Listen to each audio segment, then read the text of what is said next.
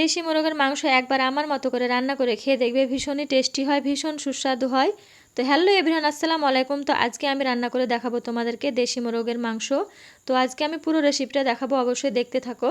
তো মাংসটাকে আমি কেটে ভালো করে জল দিয়ে ধুয়ে নিয়েছি। তারপরে আমি দিয়ে দিয়েছি গোটা রসুন 2 চামচ মতো, দিলাম হলুদ গুঁড়ো, তারপরে দিলাম আমি 1 চামচ লঙ্কা গুঁড়ো, 1 চামচ জিরে ধনে গুঁড়ো।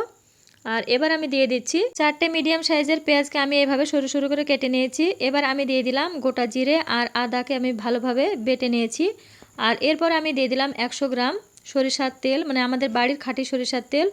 আর এবার আমি দিয়ে দিলাম স্বাদ মতো লবণ। তো এবার আমি দিয়ে দিচ্ছি 2টো তেজপাতা।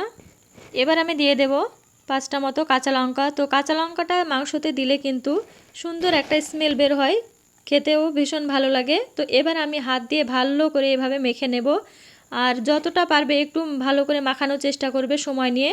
এভাবে হাতে মেখে এভাবে রান্না করলে কিন্তু মাংসর স্বাদটা কিন্তু পাল্টে যায়, খেতে ভীষণই ভালো লাগে। তো এই দেখো আমার মাখানো হয়ে গেছে। তোমরা যদি চাও তবে তোমরা 20 মিনিট রেস্টে রেখে দিতে পারো। তো হাতে আমার কম সময় ছিল, তার জন্য আমি উনুনে বসিয়ে দিয়েছি।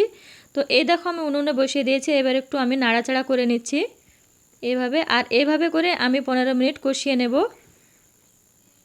তো এই দেখো আমার কষানো প্রায় হয়ে এসেছে।